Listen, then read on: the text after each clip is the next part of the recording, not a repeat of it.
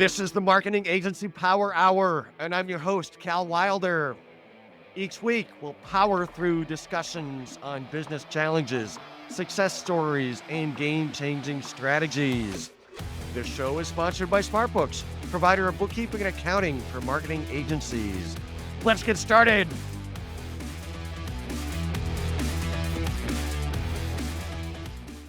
So I'm really excited to be speaking with today's guest. He focuses on things that many of us struggle with or are afraid of, and I'm interested to learn from him. He's a marketing leader, a storyteller, an entrepreneur, a creative service expert, podcaster, and communications executive. He's a visual presenter utilizing storytelling mixed with creative solutions to drive business and client success. He hosts the No Fear Presenting podcast, helping listeners overcome their public speaking anxieties. He's the founder and president of Deck Presentations. Mike Teixeira, welcome to the show. Thank you, Cal. So nice to be here. Great to have you.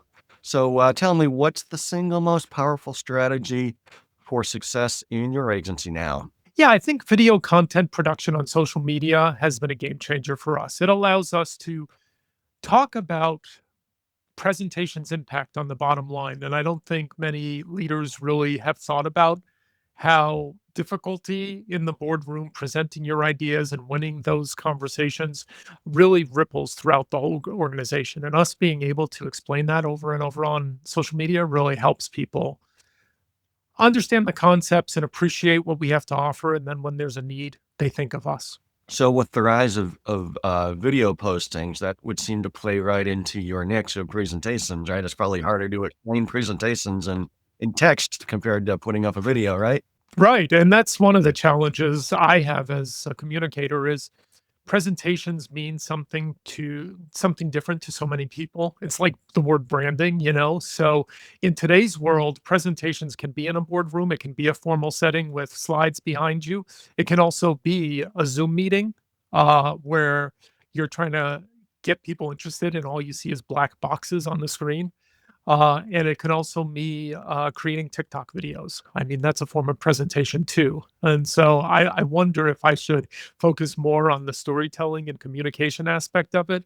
But the people I really want to change, the people I really want to help nurture are the business communicators. So I feel like presentation is still a vital way they speak about what they do when they're trying to relay ideas. And so, are there particular kinds of presentations that you focus on? I know you mentioned it's a pretty broad range, but is there a particular niche that you really try to focus on helping people with? It's funny. I was thinking about that when you were introducing me. There's a lot of types of presentations, but really I like to dumb things down to their bare essences. And what I like to think of is being a bridge builder in communication, because that's really what my agency and what I excel in is saying, okay, we have these ideas locked inside us, whether, it's because we don't have the technical skill or we overthink it or we don't know how to turn on a video camera and record so we look good. We have all these hurdles, but how do you get over that bridge from where you are in those ideas to communicating to your audience? And so that's where deck presentations and I really like to sit. It's like, okay, your audience may be online, your audience may be approving a project, but at the core, it's like, what is stopping you from getting an understanding over that bridge? Does that help explain your question? I mean, we do all types from pitch decks to board meetings to keynote speeches. Okay. And some people are just so afraid of public speaking or, getting the idea of, recording yourself and putting it up on LinkedIn can be very scary too, right? So Right. Yeah. how do you help people kind of, if fear is kind of the inertia that needs to get overcome, how do you go about getting over that initial fear before you get into actually how to do a great presentation? Yeah, that's a great question. There's actually a couple of tactics that we take. One tactic is we like to offer some trainings so that you can get outside of the day to day risk of failing at a presentation in a boardroom or in a meeting or at a keynote and put it in a safe environment where you can practice and you can make mistakes. So we have a lot of, don't tell my clients this, but there are a lot of improv exercises where people can Try to hear what the other person is saying and react in real time. Once they're really comfortable with that, then they become more comfortable just speaking about the topics, that they have to talk about in work. So that's one tactic. Another thing I like to do is advise people, like, if you can't hire us or afford, formal training, why don't you go to your local Toastmasters club? Why don't you stand up at a wedding more frequently and make a toast? There are so many speaking opportunity events out there that you can go to and not invite anyone you know and try to get better at speaking through doing. And then lastly, we offer one-on-one rehearsals with executives. That's where we can take you in private away from your office where nobody can see you through the glass windows or whatever, and we can have you do the presentation with us and help you get comfortable with the way you're delivering it and point out some things that will help you feel more at ease. One of the things that goes into presentations, I guess, is speaking style and how you pronounce things. And I got a little exposure to somebody who does speech training for people who do presentations, and I can't remember a lot of it, but I remember thinking, all right, well, you got to get over the fear, and then how you speak and pronounce things probably really matters too. How much do you get into, the how you speak versus the messaging part of the presentation? Yeah, we get pretty fairly in depth. My background is from an immigrant family. My parents spoke Portuguese, and I was born within the year when they immigrated to this country. So my first language was Portuguese. So as I grew up, pronunciation was always an issue. And so catching myself and changing that. So I'm very sensitive to it. And then I went to Emerson College and I focused on theatrical education. And if you know anything about Emerson College, they put you through the gamut of a program called Voice and Articulation, which is really to understand accents and how to moderate your pace and learn how to use pauses. All of that learning goes into how I now work with clients, and we do break it down. And really, if we're doing a group training, we make it more general, but if we're doing one-on-one trainings, then it's a method of listening first, seeing where the person needs help, and just focusing on those aspects. So, yeah, we do that. And so do you do group training? Just a curiosity question. Do you do group training that are kind of open to people who are not regular long-term clients of yours? Or you do them in the context of a client engagement with a management team or something like that? Sometimes we get invited by, city groups or associations, and they open it up to the public, but we also offer some training sessions online, and we try to have at least 1 session per month where you can hop on Zoom with us and we'll walk you through a different aspect of public speaking. And that's very interactive. And I enjoy that because I get to meet a lot of different people. I have some follow-on questions, but while you mentioned that, if folks want to check it out, what's the best way for them to kind of check out the open to the public training opportunities? Yeah, yeah. It's a long URL. I'm sorry I couldn't get something shorter.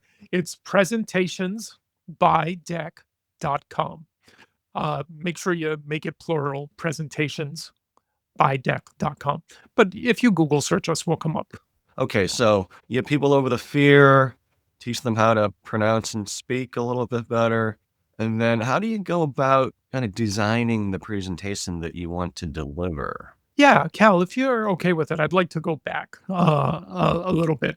We have a whole method that we like to teach clients. Now, it doesn't mean that everybody who walks in the door is interested in going through this method and changing their like presentation culture, but we believe it's three key pillars that you should learn. First, learn how to plan your presentation really well. And I used to hate building outlines when I was in school, but I've really become an outline fan. And I have this interactive method where you put post-its on a wall or you put post-its on a table, or you can even do this in Zoom with a whiteboard.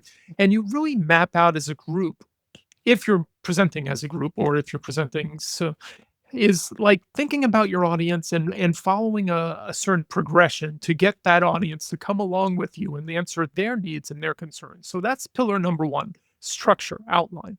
If you do that well, then the second part is the part you're asking about, the design part of it.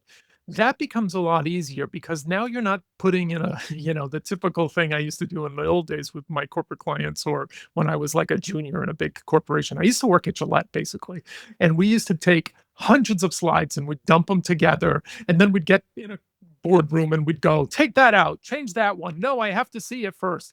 Because what was happening were people were trying to figure out what they wanted before they got to design. So this if you do it this way and you create an outline first and then you move into design, design becomes a lot easier. And to answer your question, design is really a matter of thinking, what is the point that you're making right now on this slide?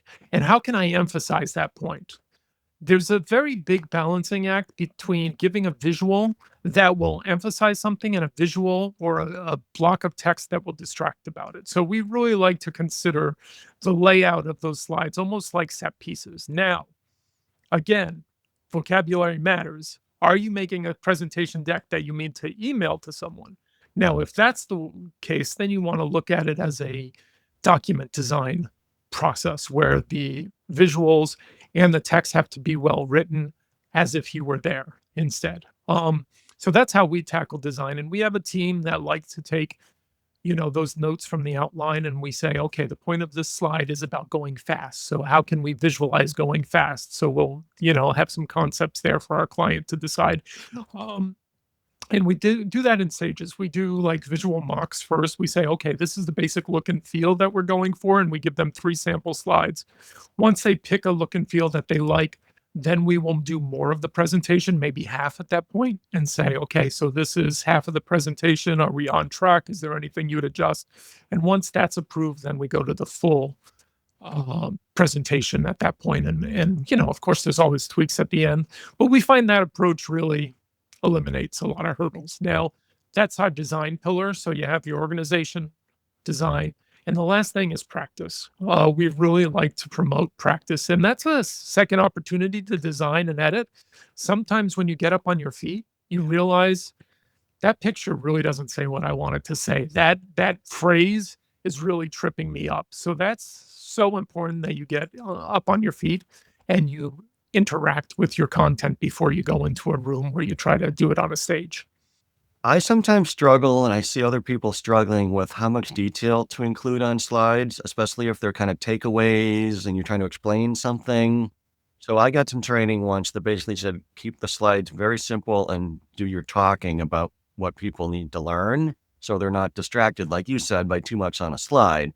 On the other hand, some people like to get slides with detail so they can take it away and reference it later. And if you don't have detail on the slide, then they can't do that, right? But these days, maybe you have transcripts that are automated and things like that. But how do you balance detail versus, summary points and decide how much detail is appropriate? Yeah, I love that you brought that up because it is something we've all heard. Make your slides simple, but nobody tells you how or why, and context matters, right? So, back to the planning stage. One thing I like to do first is ask, where are you presenting? What's the atmosphere like? And who's your audience? What's their expectations? What do they need to know to make their decision, to make their next step happen? Once you boil it down to your audience's viewpoint, you'll find that deciding which pieces of content is much easier. Now, the channel matters in that if you are going to be doing it live, then you should put a lot less content on the slide and you should be the expert in the room. Uh, a lot of executives give away their power by putting the words behind them. And you know what happens when there's a block of text behind a speaker? People read the text. They just ignore you. They read the text. And what happens is studies show that there's actually a zeroing out effect because people are trying to read and you're bothering them by speaking over it. And so they retain nothing. So that's something I really like to relay to my executives is you're actually hurting yourself by putting that content on the slide behind you. Now, that fear you mentioned about, but we need a handout. There's ways to tackle that. PowerPoint, for instance, has a great notes template, and you can take your speaker notes that you want to make sure becomes part of your handout. You can actually print it out in that notes template so that your slide is there and then your full speaker notes are beside it. That way, when you create that export of that PDF, the person has the full context, but you're not diminishing your power in the room. And that's a great hybrid solution if you're going to present live and you're going to, want that power, that focus, but you're also going to want a handout. And if you're just going to email it and you never intend to present it live, then you can create these beautiful slides with nice, well written narratives on each slide. And that doesn't matter because you're not then having to worry about how uh, you become the leader in the room or not. Okay. Multiple ways to tackle it.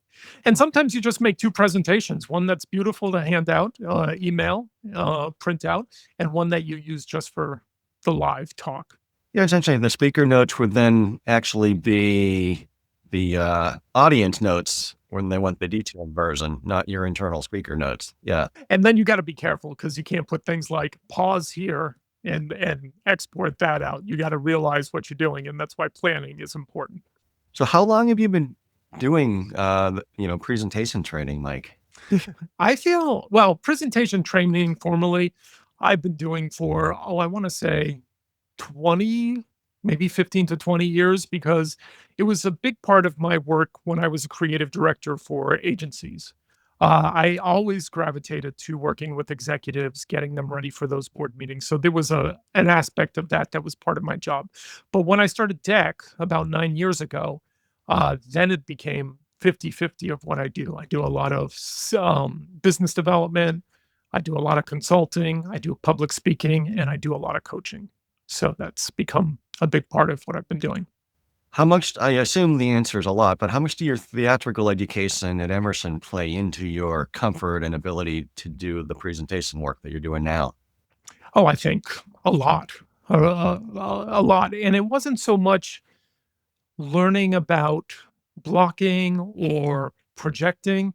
Really, the vital piece for all public speakers is learning how to improv. And that improv means being really present in a space. So you don't have to go to 4 years of college, but you need to be willing to look a little silly and try some things so that you can gain that confidence and so that you can be what there's a presentation expert that I love and adore and base all my work on, Gar Reynolds. He calls becoming a present presenter. Improv work is a great way to become present in that room. And once you're present in that room, you'll find your confidence goes through the roof because you're not so focused on, oh my God, how am I looking? What am I saying? But you're looking at your face of the audience in front of you and you're saying, oh, that person has a confused look on their face. Let me see if I can help them. That becomes a whole different dynamic at that point, and your confidence level goes sky high. So, theatrical training helped me get to where I am, but it's really the improv training, I think, that is the secret key that I bring to the table. How do you measure the success of your work with clients? Do you literally observe the final presentation they give, or how do you know whether you've been, how successful you've been helping train and coach a client? Yeah.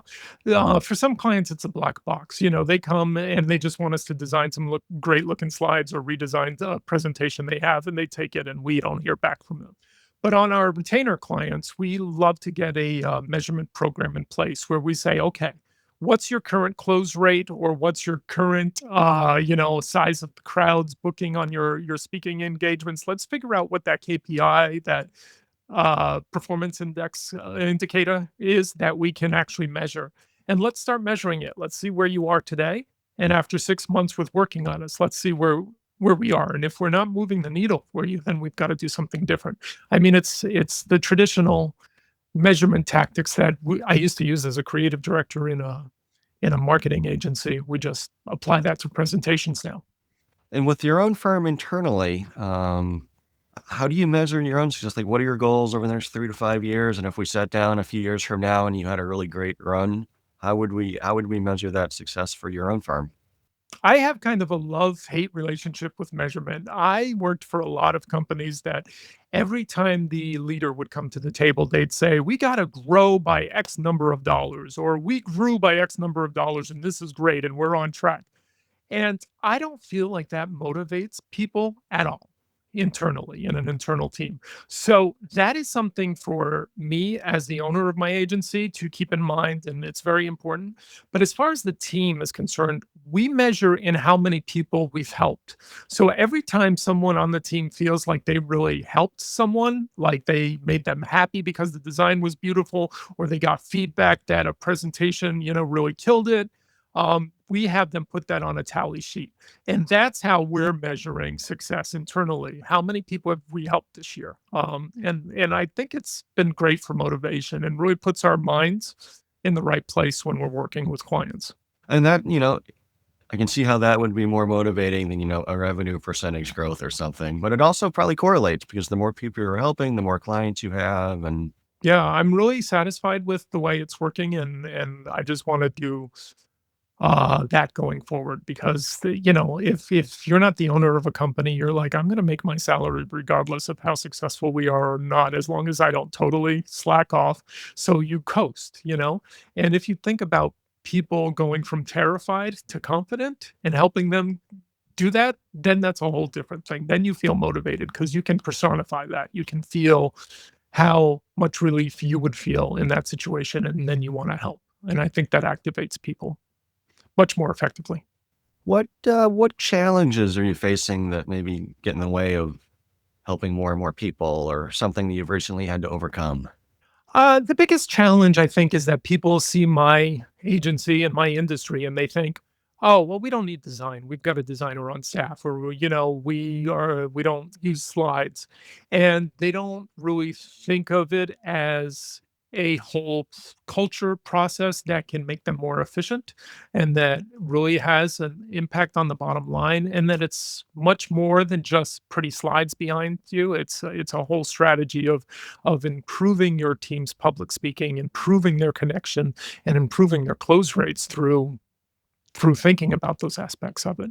So you've got to find clients where either the uh, the value of the presentation is obviously very high because of the stakes that are involved, and they know it needs to go well, or you've got to get a client or a manager or a business owner client who just knows they want to be really good at presentations, and that maybe it's not obvious how that translates into dollars, but they really want to be good at it. Like, how do you go about finding and selecting clients that will have a high enough perceived value to really want to pay you and really engage with you to get good at it? Yeah, well, the finding clients is always an uphill battle, but I think the litmus test of asking yourself some hard questions when a client approaches you is really where you can make or break your fortunes. You have to say, okay, is this a long-term engagement where we're shifting an internal presentation culture? And if it is, do they have a big enough budget? Do they have enough people? Do they have enough presentations where having another agency taking the burden of design off their plate actually helps their bottom line? That's one sort of retainer, agreement, and the amount of people I put on that and whatnot, that's one sort of client. But I also have to say, well, is this just a coaching client? Now, that's low overhead for us. If it's just a coaching client and, a one-person show who doesn't have a big company, then we have a different pricing structure for those folks, and we can make our ends meet with that because, like I said, it's a low overhead. And then there's some places in between. There's, the medium-sized company, they just need some design support. They don't really have the budget or appreciation of changing the presentation culture. So then we can find a number in the middle that works on an hourly basis and just help them get slides done. Are there particular industries that are, generally very good at making presentations, or other industries where you're like, wow, this can be really hard to turn people in this industry into good presenters? Well, I think public speakers or consultants, they have, as far as the scale is concerned, they tend to be the better speakers and the better presenters. But it's a mixed bag. There's bad presentations in every industry, and there's superstars in every industry who just really get how to tell a story. Um, I had a client who worked for a biotech company, and that guy just he knew intuitively how to take this really deep science, and instead of explaining the technology behind it, he would always talk about the impact, how it would change people's lives. He was a superstar presenter, so I was surprised because when you get into the highly technical fields, the tendency, in my experience, has been you want to show everything you've ever learned. You want to prove your worth. You want to prove that you've done your homework. And that's really not necessary 90% of the time because the person on the other side doesn't have that depth of technical knowledge, just wants to know how is this going to help our company achieve our financial goals? That's a different conversation. So, what is it about this technology that's going to help us get there? Answer that question, and you're home free. And that's how we change a person who's not great at presenting to someone who is. And the more challenging cases tend to be the highly technical fields like the biotech scientists, the science. Um, Finance could be that way too, financial models and yeah. Oh yeah, I run, an accounting business and, accountant love to give you 6 decimal places on a slide if you let them. And people don't retain decimal places at all. That's a great, like, little specific point. I mean, when you're talking to your client to say, "Well, you're gonna lose $500 this year," is a lot more effective to than saying, "You're gonna lose $478.50." They'll forget it 5 minutes after they walk out that room. So, learning when and where the technical data is needed is very important. Yeah, how to prioritize and use round numbers is something I'm always talking about with my team. Yeah. So when I speak with other agency owners, most of them talk about how AI is impacting their business or their industry. So, what are you seeing in the presentation space with AI? I feel like we're all taking a year, maybe a year and a half now, of walking through the desert and trying to figure out exactly how it all is going to work out. In my agency, we're trying to find places where it helps us become more efficient and more cost effective, but it doesn't hurt the human creativity because that's always the fear, just let AI do, your 10 slide layouts and move on to the next client. And so it goes back to finding that balance of helping people. In my agency, that's a real key indicator for us. So we're not going to help people just by putting things on autopilot. We want to really get to learn the person's needs, the group's needs, and figure out how we can help each of them as people and not, blanket service outputs. Does that answer? So we do image creation a lot with Midjourney. It's been a game changer for us because in the past, if I wanted to show, a waste to energy plant, um, that's not something you find on stock imagery very easily. So now we can actually create those images so much easier and they're much more targeted and they have the emotional impact because they are specific to the industry. And you can make it look beautiful. The reverse of that is you couldn't find it on stock and the company you're working with had some bad iPhone shots that they took. But now we can find a new level of sophistication and say, okay, we want the sun shining over the factory while the trucks are pulling in to give that sense of, you're helping the environment. Yeah, it seems like graphics have come a long way over the past several months. I spoke with somebody in one of my first episodes of this podcast series, and I think I was lamenting how we tried to use AI for some graphics and these didn't come out very well. But these days, I think each version gets better and better at the graphics side of things, right? Yeah, and then that's a great point is, you talk about how are we using AI and how are we thinking about AI? We're really trying to keep aware that even though it may look silly right now, even though the hands still sometimes don't come out right on an AI image, that is we're in baby times. We're in the baby years of AI and how is the agency model really going to look when you won't be able to tell, if you shot that live or if you, edited that video with a team or with one person prompting. So how is that going to look, and how is that going to serve the client? It's almost like we're trying to look 6 months around the corner, 12 months around the corner, and, set ourselves up to be very successful 6 or 12 months from now with the assumption that technology will evolve in a certain way. Yeah. I had a, podcast episode that was very enlightening to me, and, um, ah, Professor Rust, I believe his name was, and he wrote a book, and he and his partner wrote a book about what we need to be aware of as we're going through this cultural shift or this industry shift.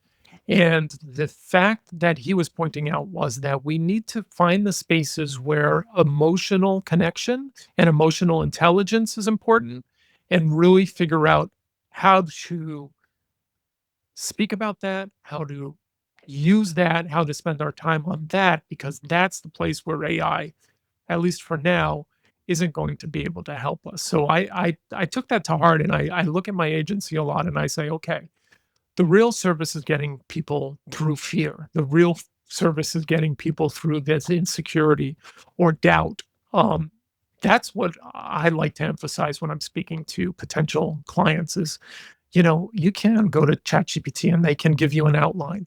But is that something you're going to feel good about and secure about? Because if you're still insecure that you are an imposter, no great outline from ChatGPT is going to help you with that. Does that make sense? That does make sense. So, listeners, if you want to check that out, that's the No Fear Presenting podcast. Sounds like there's some good episodes there to check out if you have to do presentations like most of us do. So, Mike, I work in accounting and finance in my day job. So, I'm going to ask you a couple questions about how you go about managing the bookkeeping and accounting and finance at your agency. Like, who does the work and how do you manage that? Yeah, this is a terrifying part of this podcast because, I've always been the creative type and I really had to grow in maturity to get an appreciation for our accounting and whatnot. When I started Deck, I knew that that was a weak point of mine. So I hired a online service. Can I say the name of the service on your? Yeah, bench.com. We use them. They were a startup and I really liked the online access we had to visual information. And it was great. And they were, like I said, a newer startup. So there was a very high personal touch. You could chat with someone quickly and ask them questions and get feedback. So yeah, that's how we um, handled our accounting. And what a relief by the end of the year when all that information from my bank account and my invoicing app all went into one place and I could just hand it over to the tax for person. I was like, oh my God, I'm in heaven. It was a godsend. Yeah. And it was great for me. Like I said, I don't want my team to all be worrying about the bottom line. But for me, I need to look at that and say, whoa, I really got to hustle this month. Our numbers have dropped, or I've really got to figure out how to get our cold email system ramped up and really get more leads in the door. And looking at those charts and overview graphs is really vital for us. Yeah, so getting the accounts reconciled and the taxes filed is kind of the baseline phase. Got to get that done. And unfortunately, too many small business owners still struggle with the basics. But once you get the basics nailed, like you did, then you can get into looking at some financial performance metrics to help support management decisions, right? So, what are some of the metrics or reports that you like to look at when you're assessing your firm's finances? Yeah, we use a fair amount of freelancers. 20 years in the business, I have people who do everything from illustration to video production to that kind of stuff. So I need to keep an eye on that number because that can get out of control really quickly with us. So we have to figure out, okay, well, this service offering is starting to cost us more because the rates are going up for these freelancers. How do we adjust our pricing to compensate for that? So that's a number that I'm always kind of looking at. Yeah, that makes sense. Is there anything you learned the hard way when it comes to finance and accounting that you wish you knew earlier?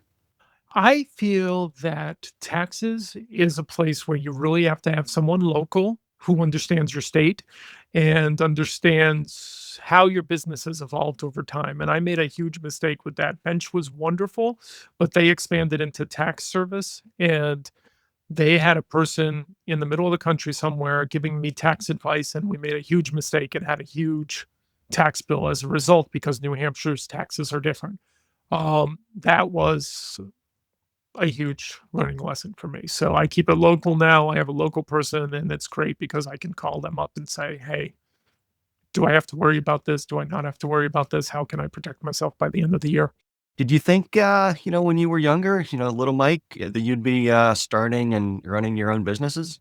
Absolutely not. No way. I wanted to do everything I could to run away from numbers and math, and I was a horrible student. I had ADD pretty badly. Any technical class was a struggle for me, and so if you had said to little Mike, "Hey, you're going to someday be talking about accounting and billing," and even design itself is very mathematical in a way. Like now we have to worry about resolution and image sizes and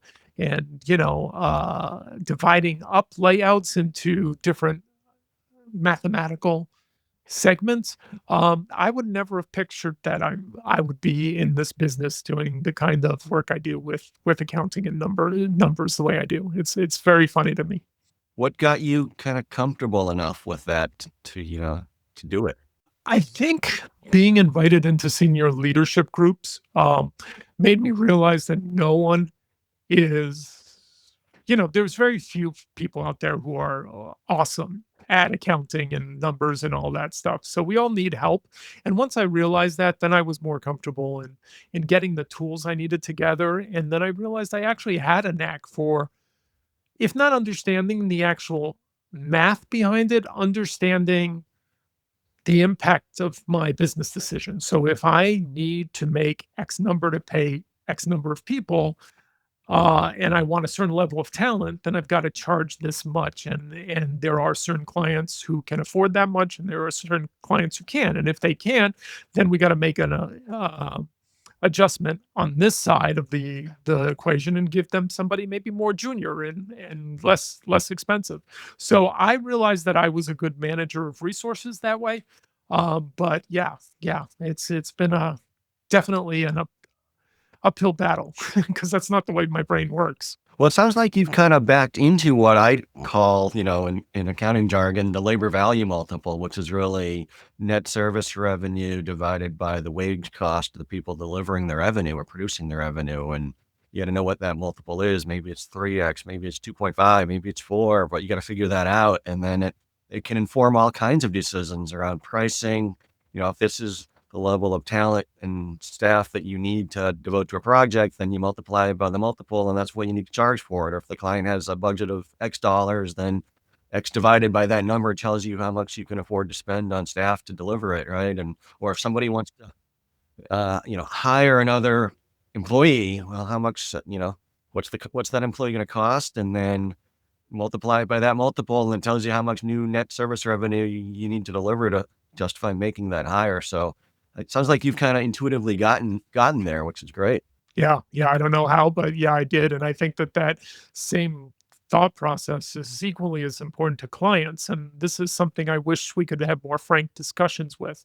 I often say, "Look, don't worry about what my hourly rate is. Tell me what your vision is and what you want, because I'm more of your guide on how to get that done for the budget that you have." Like, if you only have $500, you're not gonna get a $20,000 cinematic video unless we use AI, and if we gotta use AI, then there's some trade-offs there. So let's have that frank discussion. Let's talk about where you wanna get, and let's find the budget in a delivery structure that will work for you, including the talent levels. Sometimes you're gonna have to have somebody who's more junior in order to get the work that you want done.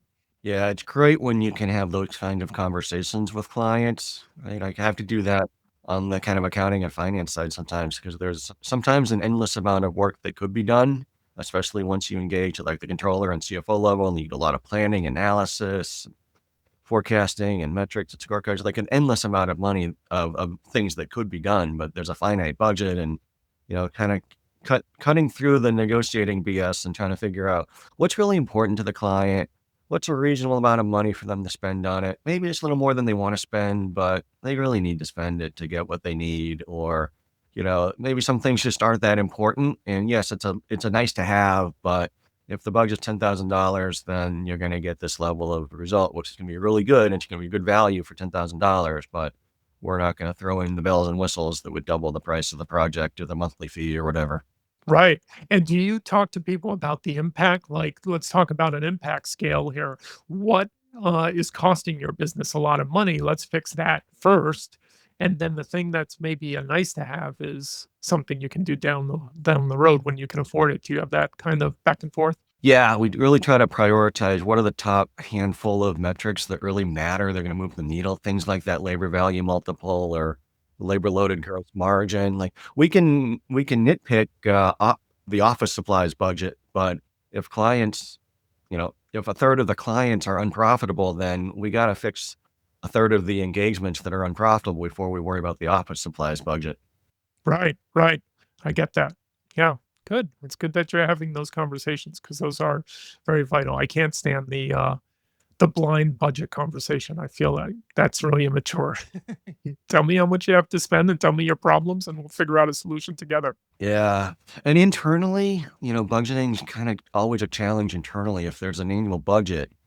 The reality is once you get a few months into the year, revenue is probably different, better or worse than you budgeted, or maybe you have a different revenue mix of services than you expected. And, so your team may think there's a budget they can spend money on, but when somebody wants to go spend money on something in August, it's like you have these operating metrics and multiples and ratios that guide those decisions because just because it was in the January 1st annual plan doesn't mean you should still spend money on it in August.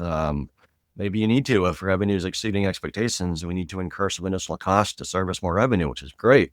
Or maybe sales are coming up short. And although we expected to have more revenue and we expected to incur some additional costs to support that in August, revenue's not where it needs to be, and so the multiples tell us and the ratios and percentages tell us we just can't afford that yet. Yeah, and do you find communication is an important part of that budgeting quandary? Because yeah, right. Communication almost always is the most important. Communication and expectations, right, are the most important part. Nobody really wants to sit down and run spreadsheets. They just kind of want to know what are the basics. What do I need to deliver?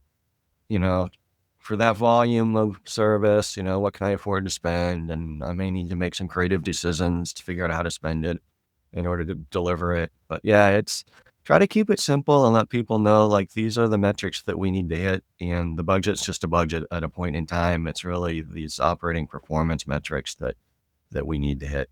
Yeah, it's a working document, and you being flexible as an employee in your expectations can help the company succeed.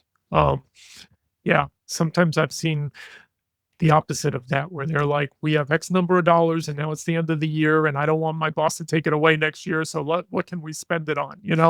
As an agency owner, I love that conversation, but at the same time, I always think about the company owner, and I'm like, "Ugh, I wish they knew that this is what you're doing with the budget because maybe you guys could team up and think about someplace else that money would be better suited or help improve something else." Yeah, you worked at some big companies, especially early in your career, right? Paramount, Gillette, maybe some other places. So you've probably seen the gamut of how finances get managed at, huge companies like that compared to, smaller family businesses with just a dozen employees or something, right? Yeah, yeah, absolutely. And it is a very big gamut. I sometimes tell people that I was in boardrooms I had no business being in at a very early age. And it really did give me an appreciation of how every business is slightly different and where you are in that business is also uh, very telling to how you're going to handle decision making. Yes, I worked at Staples for about a year and a half after they acquired the first company I co-founded. It was an IT services business, and Staples acquired it. And I went to work there for about a year and a half after the deal closed. So I'm going from, about a 60 employee business where we're very flexible and entrepreneurial to however many tens of thousands of employees with very rigorous financial planning and analysis and budgeting. It's like you got your annual plan, you got to hit the annual plan, and whoever's, pulling all the strings there has, all the annual plans from all the different groups that roll up and they have to hit the number that Wall Street's expecting. And it was definitely a much more rigorous, inflexible environment, but they were very good at managing the business that way. I got to give them credit. It worked. I mean, they're probably the best managed office supply company. A lot of the competitors were struggling or going bankrupt or trying to merge to stay in business. And Staples was really well run in that sense, but it was a very, very different environment working at a company of that size. Yeah, yeah, and the pace is completely different, and you gotta make your peace with it. I mean, that's, as an agency owner, that's something we have to account for and we struggle with momentarily because we're smaller in comparison to, some of the bigger companies that we've worked with. They need to run any piece of creative by dozens of people and get sign off and approvals. And that slows the process down. And some companies are still good at saying, okay, we have to circulate it, but we have this one ultimate decision maker. And some companies don't have that ultimate decision maker. So, depending on that scenario, budgeting time and projecting timelines becomes such a challenge because what we could typically get done in 2, 3 weeks, now we have to account for the decision making process. And that's actually maybe a 6 week, 12-week process. That's a great point, Mike. Yes. Very different. So when you're not helping clients with presentations, what do you like to do outside of work?